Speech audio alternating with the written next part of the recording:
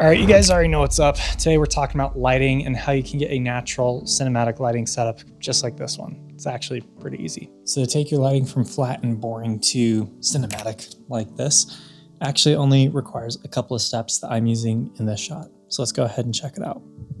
As far as the camera setup goes, I'm just using my Sony a7 Mark IV with a cage and top handle and monitor with the Sirui Vision Primes. This video is not sponsored by Sirui, but if you're looking at a Cinema Prime set for under $2,000, I think this is an incredible affordable option. First, if this is our baseline, then we need to turn off the house lights. Next, we'll go ahead and rig up the SmallRig RC120B on a C-stand and throw on a 23-inch softbox with a grid. I found that 23 inches is a pretty good size if you have a small space, and it still gives you pretty soft light, with the grid helping to make the light directional and not spill all over the place.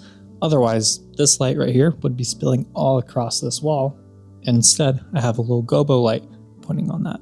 But then if this is all we do, the background looks kind of funky. A little too dark, not really my vibe, so I'm gonna go ahead and throw on a SmallRig photography flashlight up on a light stand to give some nice texture on the wall.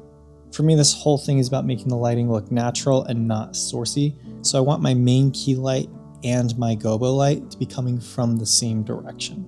So in this case, you can see both lights are coming from this direction, and it looks realistic, like I could be actually being lit by this window.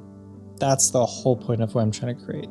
Now, right out of the gates, this S-Log3 footage does not look super great, so we're going to go ahead and throw that into DaVinci and show you some color grading. As far as the color grading goes, I just used my conversion LUTs to transform the log footage to Rec 709. Then I balanced out the colors with my primaries in linear gain. I also added a radio blur to the background just because I like how it gives that swirly bokeh kind of look. And then finally, the Film LUT creator is what's doing a lot of the heavy lifting here. I kept it on the cinematic preset and shifted the skin tones a little bit towards red since it tends to make things look a little TLO. I adjusted the parameters to just tune the colors a little bit more to what I was going for. And there you go. If you guys have any questions or want a deep dive into anything mentioned here, let me know. I'll see you guys in the next one. Cheers.